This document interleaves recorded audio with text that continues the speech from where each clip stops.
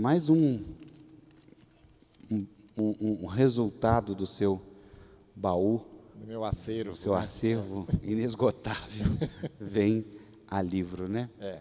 Antes de você falar da alma do negócio, fala um pouquinho dos anteriores para a gente.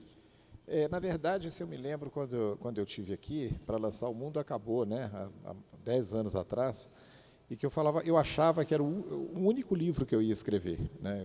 Eu fiz um livro, a história desse livro é assim, eu trabalhei durante muitos anos na TV Globo, fiquei durante 10 anos eu fui editor-chefe do Fantástico, e eu tive a ideia, no Fantástico, de reunir os quadros, né, do Maurício Cubruzzi, do Zeca Camargo, da Denise Fraga, transformar isso em livro. Aí eu entrei em contato com a editora Globo, a gente começou a fazer. A cada 3 meses lançava um. E nas reuniões na editora Globo, eu como bom mineiro, começava a contar tanta história, que eles falavam, você tem que escrever um livro, você tem que escrever um livro contando isso, contando essas histórias. Aí eu tive a ideia de fazer O Mundo Acabou, que era, em princípio, um dicionário de coisas que acabaram, né? E acabei, quando eu percebi que cada coisa que acabou eu tinha uma história para contar, eu comecei a contar histórias sobre né, o programa de televisão que acabou, o automóvel que não tem mais. Aí o livro já está na 19ª edição, imagina. É um livro que foi um grande sucesso, assim. Aí eu achei, quando eu tive aqui, eu falei assim, não, eu fiz assim, eu não tenho ideia nenhuma de fazer outro. E eu não imaginava que depois vinha o segundo, que eu fiz, a final que viemos fazer em Paris, que eu passei a década de 70 em Paris, aí fiz esse que também é de memória, todo ilustrado, cheio de coisas, as cartas que eu recebia lá, esses gadgets todos. Aí depois me veio a ideia de fazer o Admirável Mundo Velho, que foi lendo um livro da Maria Julieta Drummond de Andrade, a filha do Carlos Drummond. Ela fez um diário quando ela era adolescente, ela foi no cinema com o pai, virou e falou assim, eu fui ver o filme e tal, e achei o filme um abacaxi. Eu falei, gente, ninguém mais fala, né, que o filme é um abacaxi, que a peça é um abacaxi. Aí eu falei assim, tem muita expressão, né? Aí começou, chama Rádio Patrulha, ninguém mais fala Rádio Patrulha. Aí eu resolvi fazer o Admirável Mundo Velho. Depois do Admirável Mundo Velho, nesse conflito da minha geração com essa coisa da tecnologia, né, assim, hoje eu brinco assim, que eu nasci num mundo e vivo em outro, né? Porque quando eu falo para minhas filhas que no meu tempo não tinha micro-ondas, não tinha Google, não tinha computador, não tinha o fogão, você tinha que acender com fósforo, porque não existia nada automático, não tinha cartão de crédito, não tinha caixa eletrônico, não tinha nada disso. Então, aí eu resolvi fazer um livro questionando aonde foi parar o tempo nosso que a gente usava fazendo isso, né? Então, um bom exemplo que eu tenho é a fralda, que fala assim, toda mãe que tinha um filho lavava a fralda, punha para secar, passava a fralda, e hoje a fralda é descartável. Você gastava, sei lá, meia hora por dia cuidando das fraldas, hoje você não gasta mais nada, e cadê a meia hora que a gente gastava, né, cuidando para preparar uma fralda para pôr no bebê?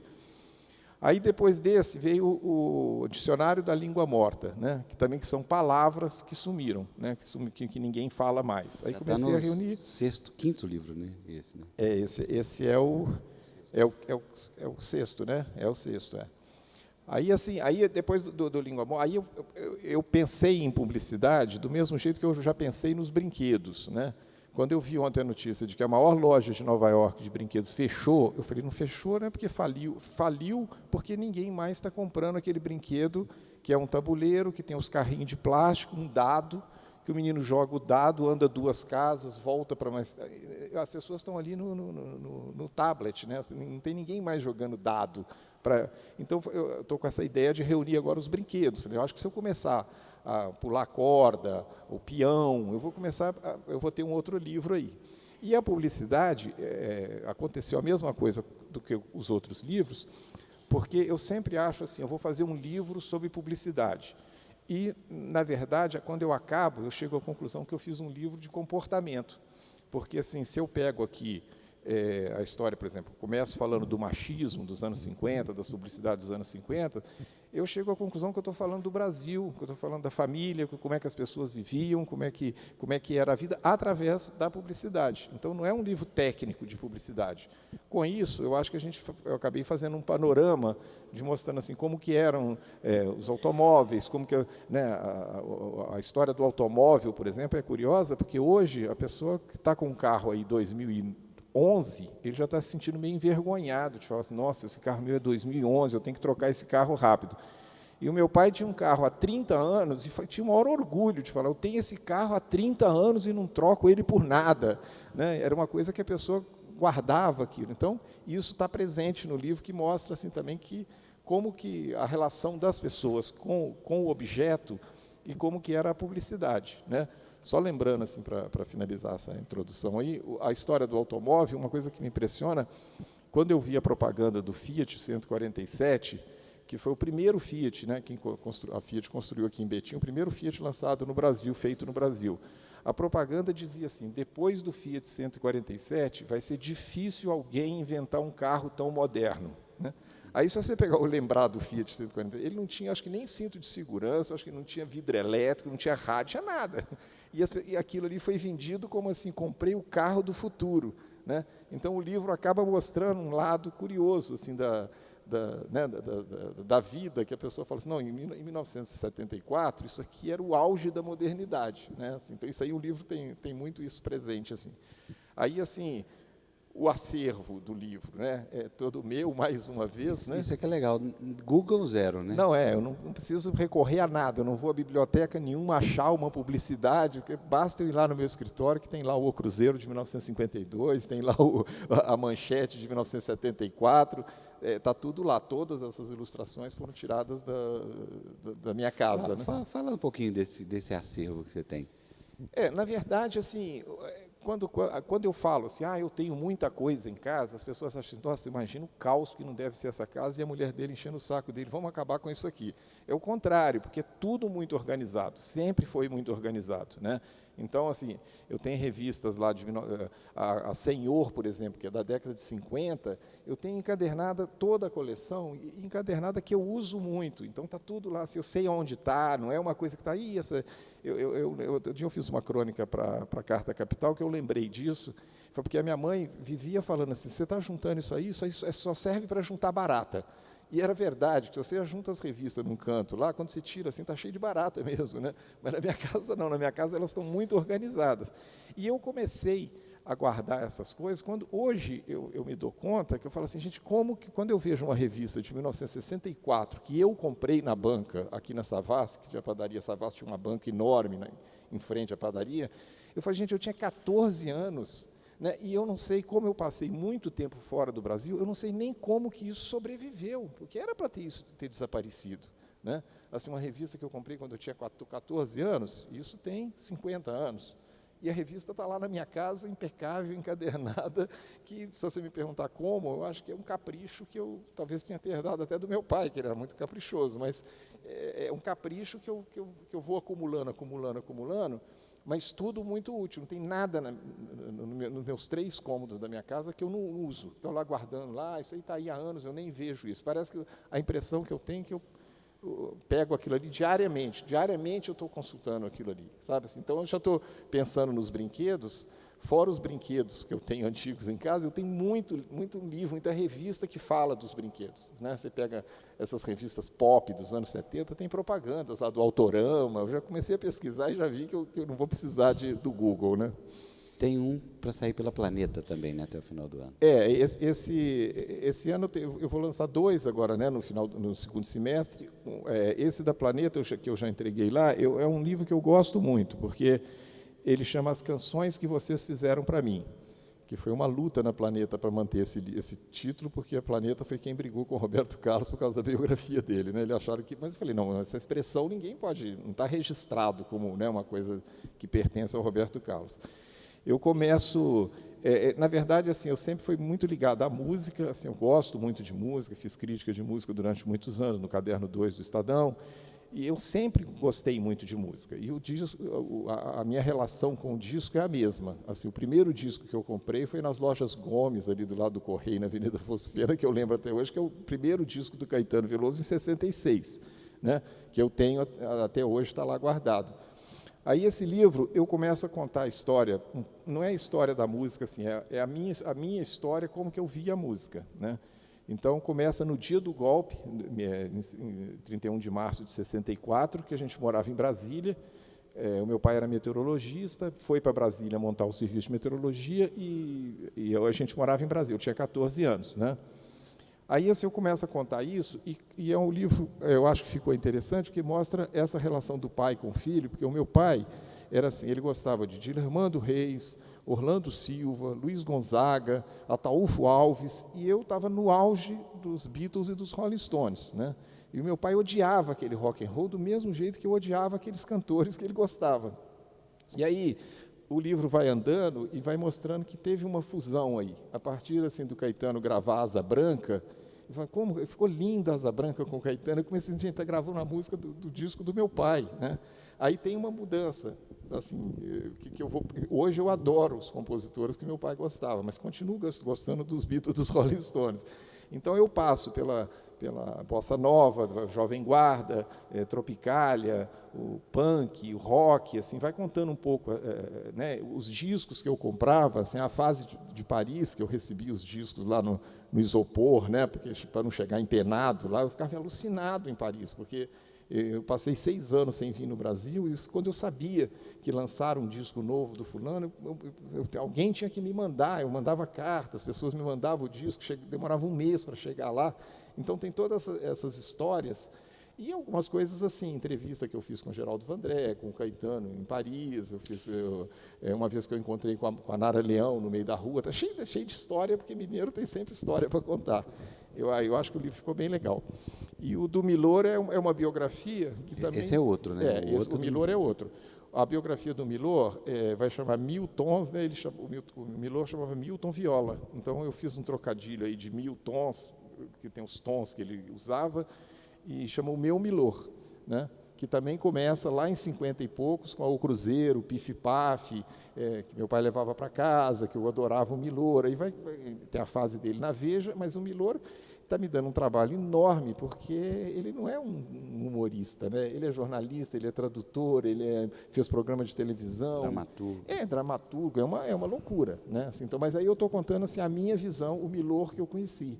Até o último capítulo, no final ele morre, né? Mas foi poucos dias antes dele ser internado, eu encontrei com ele em Ipanema. Foi a última vez que eu vi o Milor pessoalmente, assim, né? E aí você tem uma história boa do Milor. Trágica. Depois eu conto. Mas então vamos para o livro, vamos falar um pouquinho mais do livro. Você disse que é uma questão de comportamento. As propagandas daquela época refletiam muito mais, a impressão que eu tenho depois da leitura do seu livro, refletiam muito mais o mundo que a gente vivia do que hoje. Tanto que elas são históricas, né? Muitas das frases que estão daquela época vivem até hoje. Ficaram até hoje. Agora, eu acho assim que eu começo o livro, por exemplo, assim, então você pega a história do machismo, né? É muito impressionante a gente ver que nos anos... Aí você fala assim, as propagandas eram assim porque o mundo era assim, né? Então, assim, o que você mais vê nas propagandas é sempre, que eu tenho falado assim, peça ao seu marido uma nova geladeira, né? Ou então, assim, dê para a sua esposa uma nova geladeira. Não existia a possibilidade, eu fico tão impressionado, parece que não tinha possibilidade de uma mulher pegar o dinheiro dela, pegar um ônibus, pegar o carro, primeiro o carro, poucas mulheres dirigiam, né? Mas pegar um ônibus, ir no centro da cidade e comprar um liquidificador. Ela não era coisa, o dinheiro era do marido, então tem que pedir para o marido, ou então dê para a sua esposa uma geladeira. Isso aí mostra muito que aí assim, o livro, esse capítulo do machismo me marcou muito, como da época da ditadura, que também foi mais que eu fiquei mais impressionado. Mas aí você vê a mudança de comportamento da própria mulher. Então tem uma propaganda aqui do lançamento da revista Nova, né, da editora Abril, que você mostra que chama assim, as mulheres colocando as asinhas de fora, assim, que elas começaram. Não é mais assim, peça ao seu marido, não, sabe? Assim, você vai comprar uma geladeira nova. E tem essa mudança bem clara no livro, né? Então, assim, eu acho que esse panorama da vida como era, né, a partir dessas propagandas, é muito interessante. E o que tem de mais interessante também é o tamanho dos textos, porque eles faziam textos enormes, né? Assim, então, você tem um anúncio aqui tem um capítulo que é todo dedicado às mães que entupiam os filhos de vitaminas e de cálcio e de coisas para o menino ficar gordo, né? O seu filho tem que ser gordo. Tem uma propaganda aqui que mostra um menino raquítico, fala, seu filho está raquítico como o fulano. Não, ele tem que ser gordinho, tem que ser... Então, assim, aí vinha conselhos de médico, veja os conselhos do doutor fulano, aí de 1 a 20, né? Primeiro, o seu filho acorda de madrugada. Eu falei, gente, quem que lia isso? Porque era uma propaganda, não era uma matéria, não era um texto, né? Era um texto de propaganda. E que hoje em dia basta um slogan e acabou, né? Então, assim, hoje em dia está tudo muito mais curto, não só a propaganda, como os programas de televisão, as matérias dos jornais, está tudo mais curto, que parece que as pessoas estão muito aflitas, não tem muito tempo, não vão ter tempo de ler essa propaganda, sinto muito, né? Mas o que prevalece nessa época, e que talvez não seja hoje, é a tal da boa ideia, né? A boa ideia tinha o insight da boa ideia, ela é mais valorizado naquela época do que é hoje? Tinha muita coisa que pegava, né? Assim, esse é um dos capítulos do livro também. Você pega assim, eu me lembro muito, eu conto a história da brancura rinço, por exemplo, né? O rinço era um sabão em pó, e quando você via uma coisa branca, eu falava assim, isso é brancura rinço. E eu ainda brinco que a gente, mineiro, quando ia passar as férias no Rio, né? Chegava lá branco na praia de Ipanema, era uma vergonha, um vexame.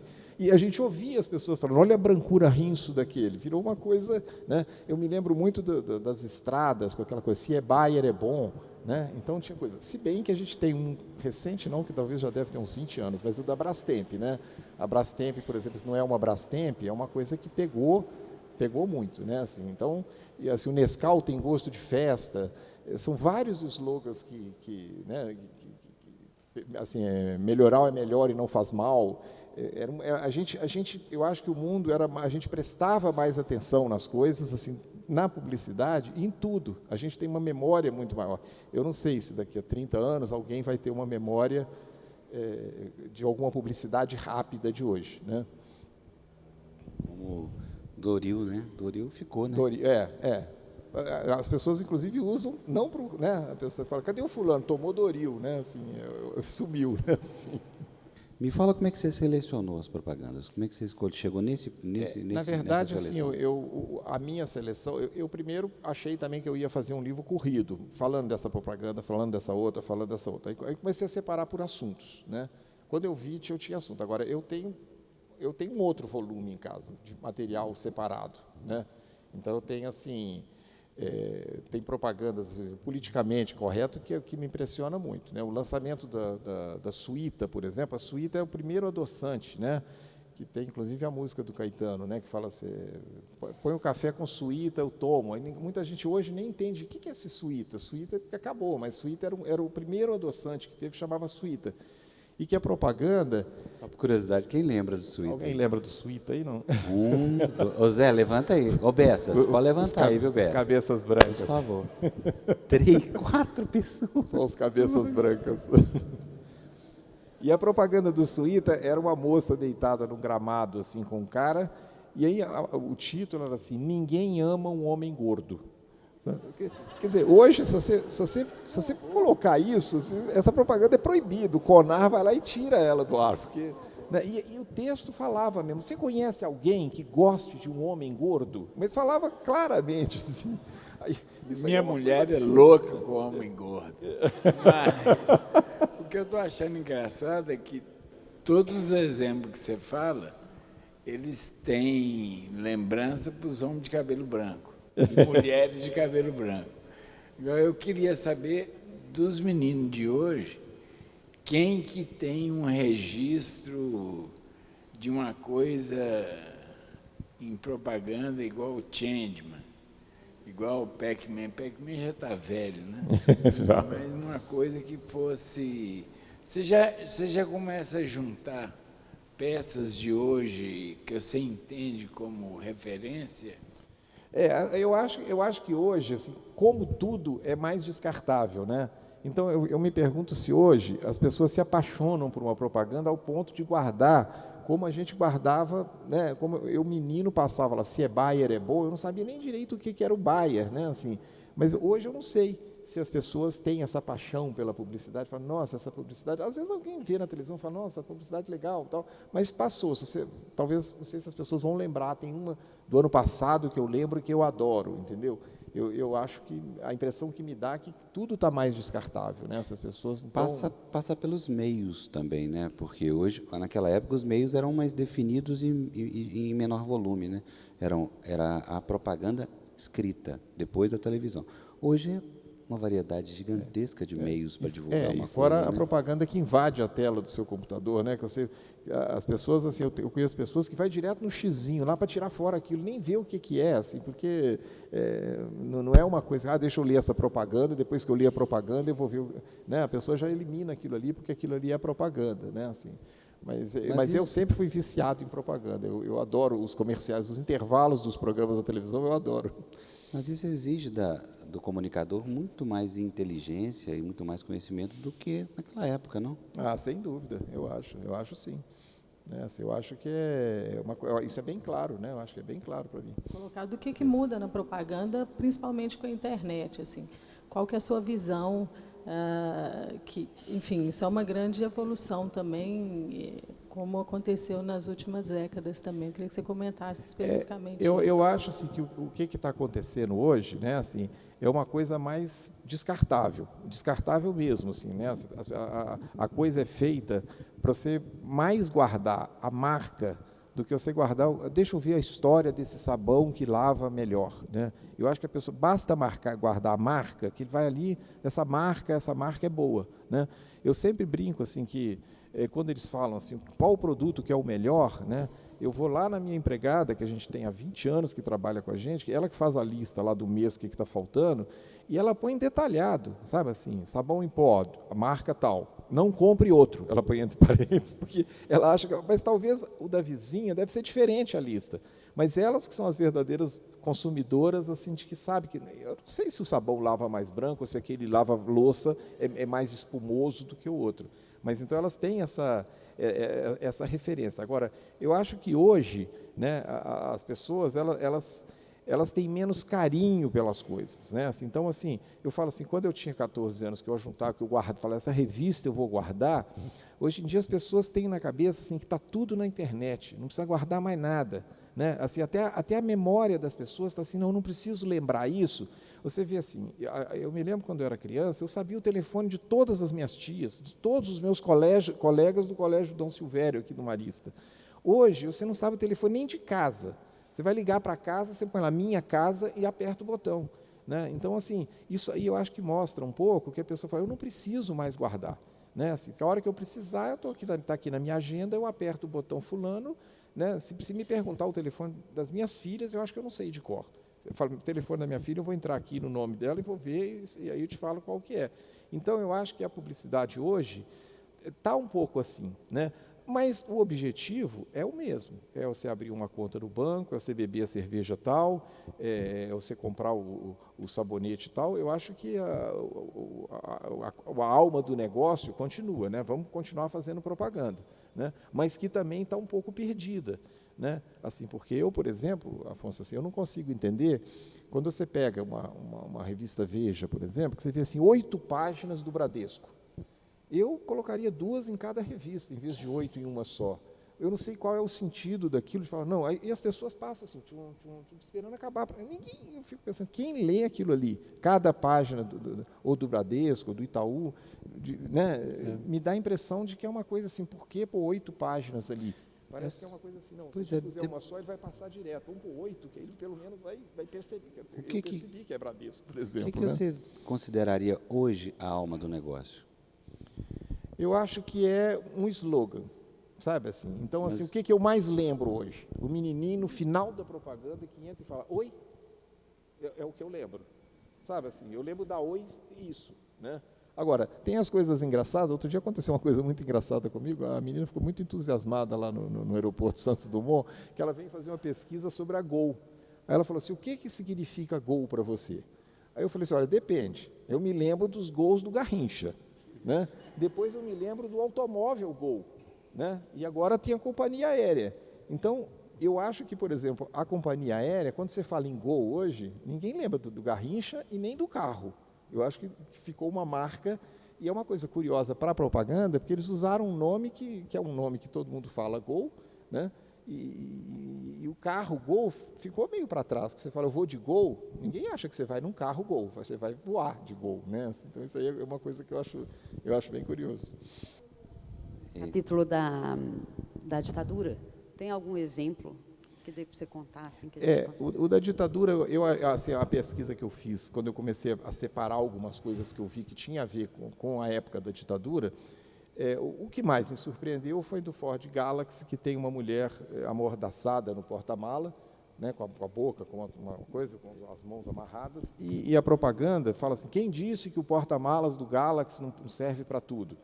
Aí, hoje, eu até agora não entendi se aquela mulher é uma guerrilheira que foi pega e está indo para a tortura, ou se é uma guerrilheira, ou se é uma pessoa, uma embaixadora dos Estados Unidos que foi sequestrada e que está sendo levada para o cativeiro. Pela roupa é uma embaixadora, né? Assim, é uma coisa assim. Agora, dela. como que isso aí, quer dizer, por que essa propaganda foi feita? Hoje eu sei que é assim, porque a guerrilha estava no ar, né? Então, se você tem aí a mulher de boina com uma estrela vermelha, com uma metralhadora na mão, e a manchete é assim, seja uma guerrilheira. Aí o texto começa assim, seja uma guerrilheira na sua cozinha, contra as bactérias. Mas, quer dizer, a propaganda, ela não passava pela censura, né? E isso aí passou meio batido, porque é engraçado alguém, né? E agora, eu não acredito que tinha nenhuma agência de publicidade de esquerda querendo provocar o regime militar, eu acho que não. Mas é engraçado a gente pensar tem uma propaganda das malhas Mazzelli, que nem existe mais, que hoje pode parecer uma coisa inocente, mas quando a gente lembra que o disco Calabar do Chico foi proibido, porque tinha um muro pichado, a palavra Calabar, eles acharam que aquela pichação ali era uma coisa, era um assinte, assim, não pode, um protesto, né? A Malhas aí está assim, vote nas malhas, não sei o quê. Não tinha eleição. E aí uma pichação no muro escrito, vote nas malhas, hoje me parece uma provocação, né? Alguém votar nas malhas, imagina, não tinha eleição, ainda mais pichado no muro, né? Então isso aí foi uma coisa que me chamou a atenção. Fora, numa época que se você saísse na rua, ali na porta, e gritasse liberdade, corria o risco de passar uma rádio patrulha, né? E te prender, né? Liberdade é uma caderneta de poupança. Liberdade é uma caderneta de poupança. Quer dizer, dava a impressão assim, essa liberdade que vocês estão indo para a rua protestar, não, liberdade liberdade engraçado que é uma bunda, né? Porque é poupança, né? Antigamente falavam que a bunda era poupança. Ah, né? poupança era Olha uma a poupança bunda, daquela tá mulher. vendo? É uma coisa. Ainda tem. Isso, não sei como é que isso não foi proibido pela censura, né? Assim. É mesmo. Não, e tem a poupança. A da calça, né? Que a liberdade é uma calça azul e desbotada. Isso aí tinha uma propaganda na televisão que era uma coisa, né? Para as pessoas mais radicais, assim, de esquerda, era um assinte falar que liberdade é uma calça desbotada. Imagina, né? As pessoas indo para a rua para reivindicar liberdade, isso não, liberdade, isso aí é bobagem. Liberdade é uma calça azul e desbotada, né? Assim. E as propagandas de cigarro, né, que serviam até de colar, né? Olha aqui. Não, as propagandas de cigarro me impressionaram também, porque todas elas, assim, os garotos propagandas eram bronzeados, andando de jet ski, andando a cavalo, subindo o morro, pulando de paraquedas, era a imagem do esportista, do saudável. Só faltava assim, cigarro faz bem à saúde. Olha como essa pessoa está saudável porque ela fuma. E era um charmoso, né? Assim, era uma coisa assim, elegante. A pessoa com cigarro na mão era uma coisa... Mas eu acho que hoje, voltando assim a hoje, eu acho que daqui a 20 anos, quando a gente pegar uma propaganda hoje de um suco de fruta em caixinha, a gente vai ter a mesma sensação. Sabe, daqui a 20 anos a gente vai falar assim, gente, eles falavam que isso era natural, que isso era saudável, que isso tem ferro, que isso tem fibras, e a gente sabe que um suco de laranja em caixinha tem acidulante, conservante, corante, tem sódio, né? Mas eles vendem hoje como uma coisa muito saudável. Assim, a fruta, né, tem uma propaganda de água de coco na televisão que fala assim, nossos cocos são colhidos um a um lá no Ceará. Eu falei, gente, será que o cara vai lá no coqueiro e fala, esse coco aqui é da marca tal, ele foi colhido com carinho. Eu acho que daqui a 20 anos a gente vai rir um pouco disso. Fala assim. Eu queria que você voltasse um pouquinho no capítulo que você falou sobre o machismo, porque, de uma certa forma, de fato, é para a gente estarrecedor as coisas que a gente costumava ver nas campanhas daquela época, só que, ao mesmo tempo, eu fico me perguntando se a mulher hoje ela já não precisa mais pedir para o marido poder comprar liquidificador, coisas domésticas, enfim. Mas hoje, quando a gente vê a mulher na publicidade, ela é sempre a mulher que está saindo no supermercado para comprar coisa para ficar em casa. Ela está sempre sendo subjugada ao trabalho de casa. Então, eu fico me perguntando, às vezes, o machismo ele não está mais tão explícito, mas ele continua enraizado pela sociedade e reforçado pelas campanhas publicitárias. E aí eu fico me perguntando, será que a publicidade ela puxa o preconceito para trás? Ou será que ela é mais um reforço para transgressão, assim, para vamos colocar um casal homossexual ou vamos colocar uma mulher negra na frente de uma grande empresa? O que você acha? Eu acho que você tem razão quando você fala assim que hoje em dia não tem mais aquela coisa assim, mulher, vai lá e compra o seu liquidificador, né? Não é tão explícito. Para mim, o mais chocante é quando chega o Dia das Mães, né? Que fazem matérias, as publicidades falam assim, você não vai deixar a sua mãe no fogão logo no dia dela. Isso é uma coisa tão antiga, de achar assim, que a mulher faz comida para o marido o ano inteiro, no Dia das Mães ela merece comer fora, né? Mas continua até hoje, no início de maio agora a gente viu propagandas assim, né?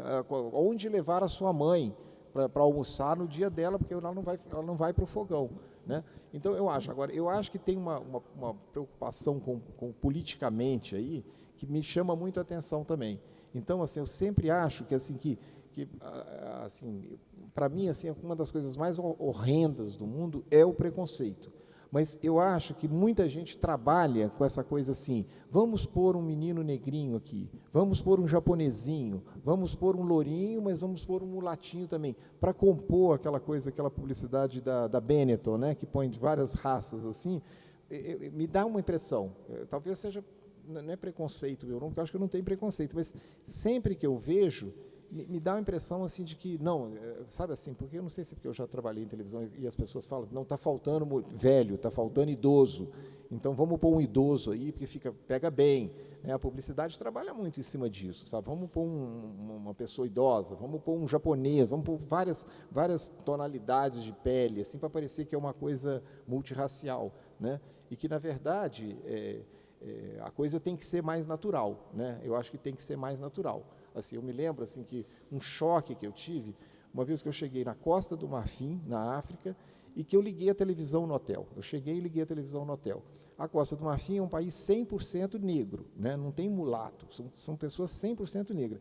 E quando entrou o comercial, os comerciais eram iguais os daqui, de shampoo, de margarina, de banco, só que com pessoas 100% negras. Eu achei tão curioso, eu falei assim, gente, que interessante isso, que eles não estão... É o país deles, mas que para a gente, você vê uma família tomando café da manhã, que só tem, sabe assim, 3 filhos 100% negros, assim. Então, eu acho que aqui ainda tem um preconceito do preconceito, porque eu acho, assim, uma coisa que sempre me impressionou, é uma revista que chama Raça, né, que eu gosto muito, eu acho uma revista muito bem feita, mas que o slogan dela é assim, a revista da mulher negra. Né? Aí você pensa bem, se a Marie Claire, ou se a Hélia, ou se a Cláudia pusesse um slogan assim, a revista da mulher branca.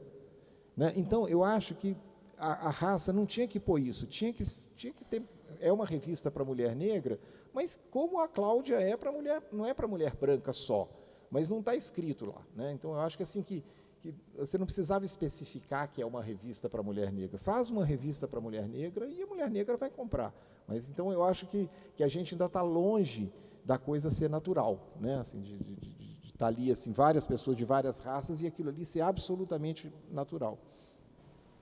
Ô Bessa, você que é amigo do Vilas há mais de 150 anos, ele já colecionava essas coisas. Falando nisso, o Bessa dirige a Rádio Alvorada há tantos anos e fica aqui meu agradecimento. Os primeiros 10 anos do Sempre um Papo só aconteceram graças ao apoio da Alvorada. Obrigado, viu, Bessa? Fica aqui público. Agora que a gente está comemorando 30, tem que ficar agradecendo, viu, Bessa? Boa noite. Eu gostaria de saber se no seu trabalho você aborda também a propaganda governamental, especialmente a feita durante o período militar. Não, eu não entrei, assim, na verdade eu tinha um capítulo sobre isso, assim, sobre o ame ou deixe, né? Este é um país que vai para frente, mas eu deixei de fora, porque pelo tamanho do livro, eu tive que tirar algumas coisas. E eu não tinha, assim, eu tinha alguns argumentos até para fazer um capítulo, mas acabou ficando de fora porque eles acharam, quer dizer, a própria editora achou que os produtos eram mais importantes do que a propaganda institucional de um governo, né? Mas é um capítulo que eu acho espetacular, eu acho assim, né? Porque era uma coisa muito chocante, essa coisa do verde e amarelo, do ufanismo, era uma coisa muito forte, né? Assim, e as coisas que eu encontrei várias coisas assim nas minhas pesquisas de coisas que foram deturpadas, né? Então tinha assim o Brasil ame-o ou deixe-o, né? Aí teve gente que pôs assim, mede-se ou mude-se, né? Então, assim, este é um país que vai para frente, eles completavam, da televisão, sabe assim, então as pessoas já tinha um pessoal ali, que hoje, esse pessoal criativo da internet, eu acho que já existia, não na internet, mas meio às escondidas, né? Você falou sobre o desafio da propaganda se fixar hoje em dia, porque na internet a gente fecha a janela, na revista a gente passa direto. E hoje minha filha repetiu o texto do Biscoito Oreo, eu falei, menina, você está vendo TV demais, desliga isso. Qual você acha que vai ser a saída que o publicitário vai ter que encontrar em relação a isso, daqui por diante? Eu acho assim que é difícil a gente falar assim, como que o publicitário hoje pensa. Eu acho que o publicitário continua pensando assim, nós vamos fazer a propaganda de um biscoito, né, para criança, então vamos pôr lá a criança tomando o café da manhã, a mãe dando o biscoito, pede para o pai o biscoito.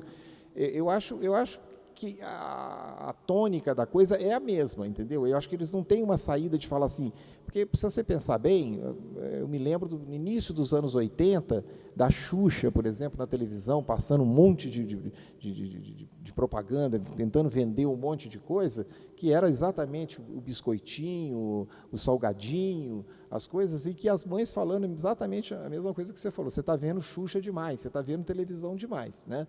Isso aí, eu acho que é um capítulo à parte, a publicidade que não é publicidade, né? Hoje, se você vê os programas, né, Ana Maria, Fátima Bernardes, é impressionante como que eles vendem produtos sem ser publicidade. Quer dizer, claro que é publicidade, mas ela vai ali para trás de um balcão e fala, olha, gente, esse suco aqui, esse bolo, essa massa, uma coisa que a televisão ainda passa muito, né? Assim, eu acho que a televisão ainda é muito forte. Assim, eu acho que aí é um papel do pai e da mãe mostrar que não que o biscoito Oreo não seja gostoso, que é uma delícia, mas que não pode comer muito, né? Você estava falando da questão racial, tem um documentário que aborda a inserção do negro na TV, né? Esse documentário ele vai falar sobre a inserção do negro na novela, coisa e tal. E aí, nesse seu trabalho, como que você viu isso, a inserção do personagem negro dentro das peças publicitárias?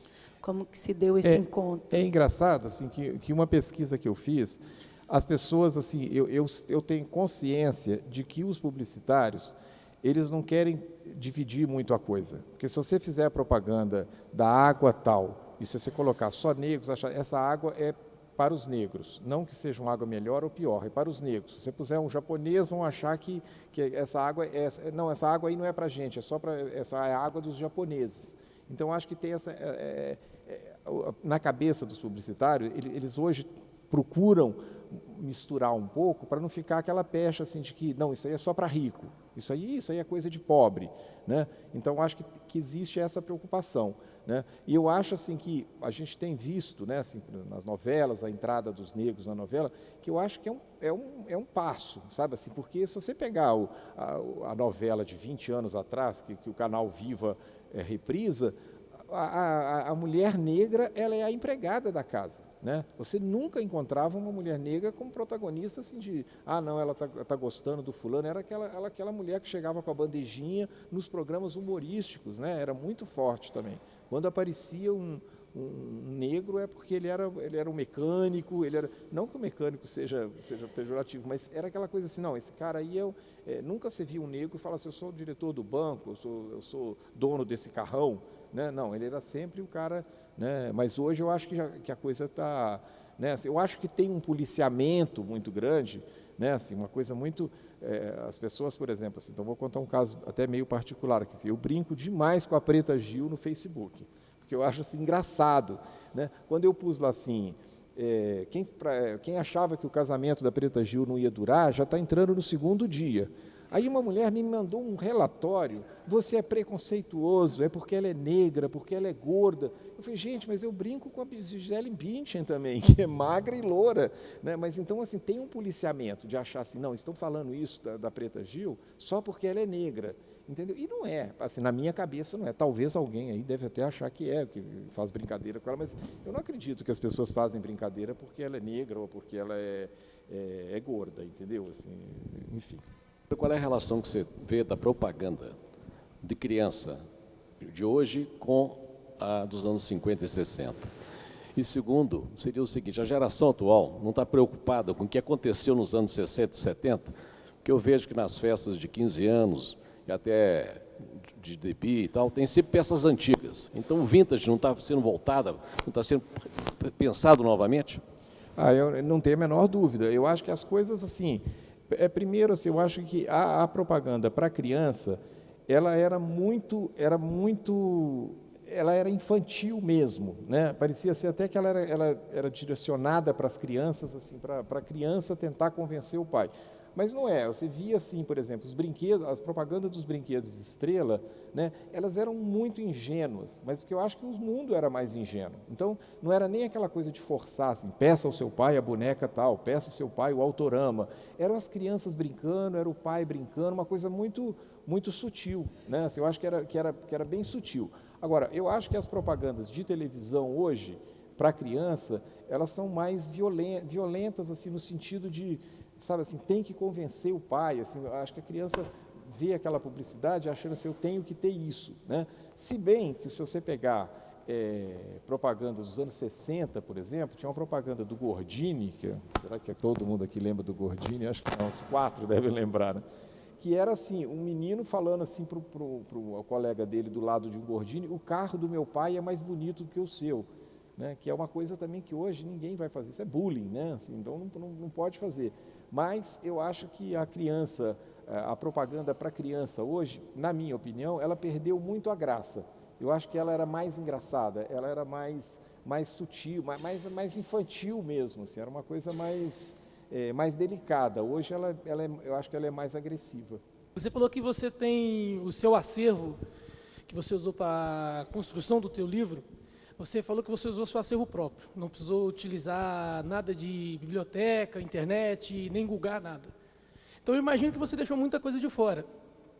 E, mediante isso, você falou assim que na edição final do seu livro, você teve que excluir o capítulo que falava sobre as campanhas institucionais do governo durante a ditadura. Eu imagino que gostaria de te perguntar, se possivelmente, numa segunda edição do seu livro, como esse capítulo já está pronto, se você faria questão de entrar no próximo livro? Com certeza, com certeza. Assim, não é assim que, quer dizer, eu tinha, na verdade, um volume que era o dobro desse, e que eu pretendo fazer, né, não sei se vai chamar Alma do Negócio Retorno, ou Alma do Negócio 2, mas eu pretendo fazer um segundo volume, porque eu acho assim, que a repercussão que começou a ter esse livro é muito grande, assim, nas escolas de publicidade, né? Então eu acho que merece um segundo volume, mas aí eu vou ter que pegar um mote, não é a continuação desse, entendeu? Eu vou pegar uma outra coisa, talvez eu vá assim, até os anos 90, até os anos 2000, para pegar uma coisa mais, para não ficar exatamente o segundo volume desse, né? Eu vou inventar uma coisa assim, mas esse capítulo certamente vai entrar, com certeza, né? Eu acho que um capítulo que eu gosto muito, que ficou de fora, que são os produtos que ninguém lembra, sabe assim, que ninguém lembra. Então, eu tinha anúncios de página inteira, de, assim... eu não estou lembrando aqui agora, senão, mas eram de produtos assim, uma marca de macarrão, que assim, gente, nunca soube que existiu isso, né? Nem você lembra, né? Hein? Nem você lembra, né? Não, nem eu lembro, mas se eu pegar lá eu vejo, né? Tinha uma coisa que chamava óleo de arroz franciscano. Era um anúncio de página inteira na revista Cláudia, assim, era um padre assim, segurando, temperando uma salada, escrito óleo.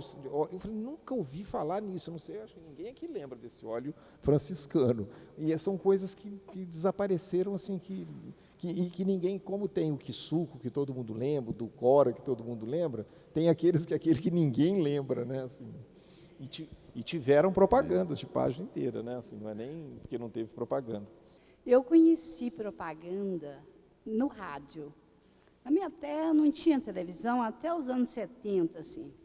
Então, eu queria, assim, tem propagandas no rádio, igual as casas pernambucanas, quem bate é o frio, que eu lembro até hoje.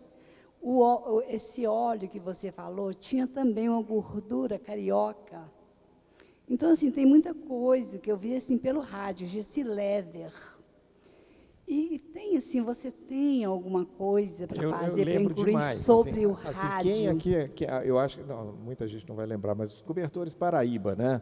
Os Cobertores também. Paraíba, quer dizer, não só se já é hora de dormir, como ele passava todo dia exatamente às 9 horas em ponto. E muitas mães, quando entrava o anúncio, os meninos já pegavam o travesseirinho e já iam para a cama, porque sabiam a que era hora de música dormir. era assim, o né? jingle, já é hora de dormir. Não, tem a Casas da Banha, no Rio de Janeiro, que eram os porquinhos que vinham dançando. Isso aí é uma outra coisa engraçada, né? Assim, você tinha assim, óleo que chamava Saúde, banha que chamava Saúde, né? Assim, imagina hoje Casas da Banha, né? Era um sucesso no Rio de Janeiro, que Casas da Banha era como Casas Bahia hoje, né? Mas imagina você pôr o nome hoje, assim, uma coisa que chama Casas da Banha, né? Você acha que ninguém entra lá. Obrigada, Roberto. Mas as propagandas de rádio são muito legais, porque eram os jingles, né? Que eles criavam as musiquinhas, assim, que as pessoas, né? Assim, não tomou o seu Todd hoje, né? Aquilo virou um mote, assim, eram uns menininhos cantando também, tomou o seu Todd hoje, né? Roberto, eu tenho uma neurose parecendo com essa sua de colecionar senhor, que eu baixo no meu HD externo tudo que eu vejo bacana, que eu fico com medo do YouTube quebrar. Então, eu tenho isso no meu HD, uma coisa. E eu estava pensando em te sugerir, no próxima edição, você fazer um DVD para colocar junto do livro, com essas peças que você menciona, em versão de rádio e de TV, para a gente... É uma boa ideia. Assim, essa ideia, quer dizer, ela encarece muito o livro, né? Então, esse livro, por exemplo, que eu fiz para Planeta, as canções que vocês fizeram para mim, eu pensava em pegar as músicas que estão ali, que eu vou citando, fazer um DVD duplo, fazer uma coisa assim. Mas se você visse a dor de cabeça que são os direitos autorais, é uma loucura, sabe? Assim, e tem algumas famílias, assim, por exemplo, vou até citar aqui, a Janaína, filha da Leila Diniz, qualquer coisa que você vai pedir para ela, para usar uma foto, ela pede 1 milhão. Então, assim, está ficando inviável, vira uma coisa quase que inviável, assim, de pagar o direito autoral, porque vai ter essa música. Porque eles uma coisa que eu... né? Agora, uma ousadia que a gente fez na Editora Globo, foi de editar o Me Leva Brasil, do Maurício Kubrusli, né? Que eram, assim, são mais de 30 histórias que ele contou, e a Editora Globo achou que tinha que ter autorização de todos aqueles personagens, né? Não tinha nenhum conhecido, era só gente lá do Acre, do Piauí, do interior, de todos os estados, que a gente bancou sem fazer. Eles achavam que cada um ia entrar com um processo. Aí foi uma longa discussão, que a gente falou assim, imagina lá no interior do Amapá, chegar uma van da Rede Globo na porta do cara, todos os vizinhos vão chegar perto dele e falar, Rede Globo, pede 1 milhão, pede 3 milhões. Ia ser inviável o livro. E o resultado foi exatamente o contrário. Todas as pessoas que estão no livro, ele tem lá dezenas de cartas, de coisas que as pessoas ligaram emocionadas. Então, assim, a gente meio driblou a coisa e falou, como que vocês publicaram? Eu fiz o Me Leva Brasil naquele teatro no Pará, que era uma igreja, o Teatro da Luz, né? Com ele lá, com mais de 1.000 pessoas. Não, então as pessoas ficaram emocionadas de estar ali no livro. Quer dizer, se você pensar assim, mas se vocês usaram essas pessoas, estão ganhando, porque as pessoas pensam muito isso, né? Assim, se você chegar para pedir autorização de um jingle, é capaz que ela fale, vocês vão ganhar uma fortuna com isso, eu vou ganhar o quê? Né? As pessoas sempre acham que vão ganhar uma fortuna. Na verdade, o livro vai ser mesmo vendido, a editora vai ganhar dinheiro. A Editora Globo ganhou dinheiro com o Me Leva Brasil. Mas eu acho que os personagens ali, eles não entraram como garotos propaganda, como era uma história deles, né? Assim, e que para a televisão eles já tinham autorizado, mas eles achavam que tinham que autorizar para o livro. E acabou Falando nisso, você já está começando a se preocupar em reunir conteúdo que é a forma que a agência de publicidade está fazendo para expandir conceito, tipo meme na internet, filme usando coisa tipo Porta dos Fundos. Não, eu não pensei ainda não, mas virou uma loucura, né? Assim, eu acho que hoje eu fico até impressionado quando eu vejo assim, uns concursos de fotografias, que antigamente você tinha que mandar o negativo, você tinha que provar que você fez uma foto. Hoje eu fico pensando, a pessoa entra ali no Google, pega uma foto, manda por e-mail, se ela falar que aquela foto é dele, quem prova que aquela foto não é dele? Mas né? uma pergunta derivada da sua é interessante. O que você colecionaria hoje? Olha, assim, é engraçado que eu sou uma pessoa muito do material, assim, eu guardo muita coisa, mas se eu te contar que chega de noite, eu pego o meu iPhone e apago todas as mensagens, apago tudo, eu não guardo nada no virtual. Então, assim, as minhas filhas ficam muito furiosas comigo, falam, pai, pode deixar esses e-mails aí. Eu falo, não, os e-mails que não servem, mas eu vou apagando. Então, eu não tenho essa ansiedade de guardar nada virtual, né? Na minha casa é uma briga, não, mas as minhas filhas acham assim, para que você tem 2,5 metros da revista Bravo? Você compra lá, eu ponho isso aí para você num HD que vai te ocupar 2 centímetros aqui em casa. Mas eu continuo usando lá minha coleção de Bravo, está lá 2,5 metros de Bravo, entendeu? Mas então, assim, eu não tenho, hoje eu não sei o que eu colecionaria hoje. Falo assim, o que você coleciona hoje? Na verdade, eu não sou um colecionador. Quando eu falo que eu não sou colecionador, as pessoas às vezes riem, mas eu não acho que eu sou um colecionador. Não, eu faço coleção disso, eu faço coleção daquilo. Mas o que eu guardo hoje, por exemplo, é xicrinha que eu já fiquei louco com essa xicrinha aí do museu, porque eu tenho uma coleção enorme de xícaras com nomes. Dá uma xicrinha para ele, Helena. Faz favor aí. Eu fiquei alucinado com aquela xicrinha. Eu falei, como é que eu vou roubar essa xicrinha aqui? É um vexame. Eu li seu livro numa sentada, gostei muito do estilo, né, que você adota, gostei muito do Giannettoni de chamar de cronista de memória, que é uma coisa que eu persigo, eu faço, tá? Eu queria saber como que é seu processo de criação. Se hoje, né, você vive só de literatura, se você, né, como que é sentar e pensar, vou fazer esse livro, você vai de uma...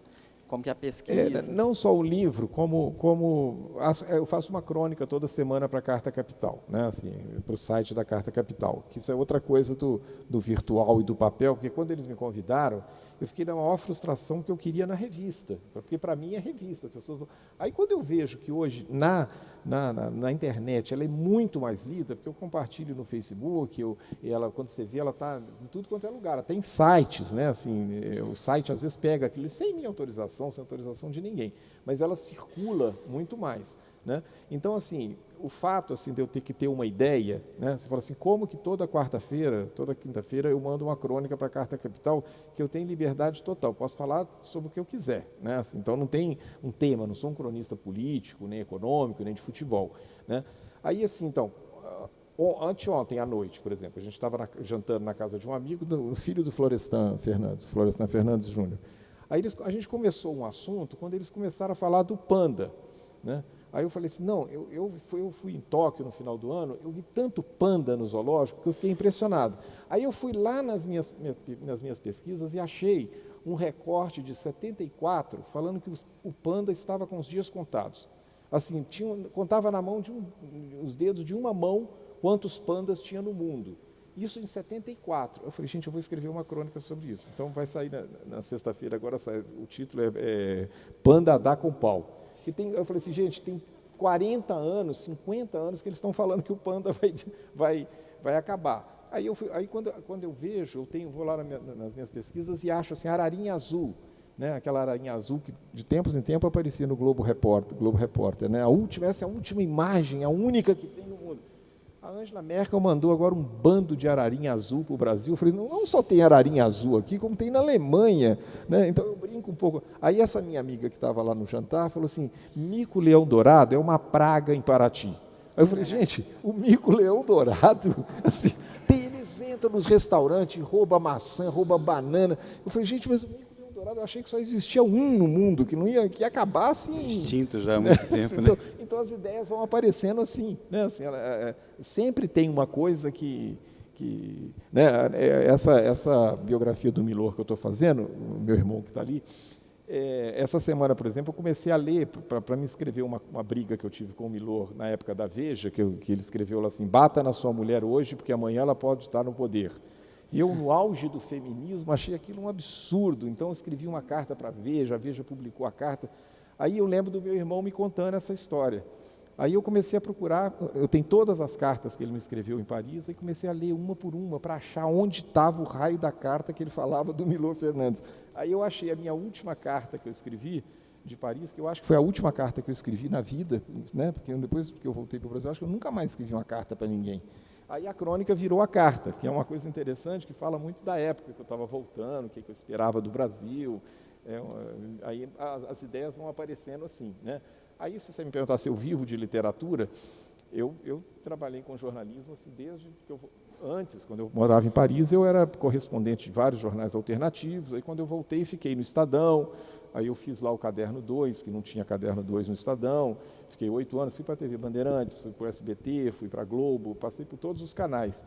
Então, assim, há 3 anos atrás que eu resolvi, não assim, vou viver de literatura, não dá para viver de literatura. Tanto é que eu colaboro eu faço uma crônica, eu escrevo para a revista Viagem e Turismo da Editora Abril, eu faço muito freela, né? Você quer fazer um perfil do Ziraldo? Eu pego o avião, vou para o Rio, faço um perfil do Ziraldo.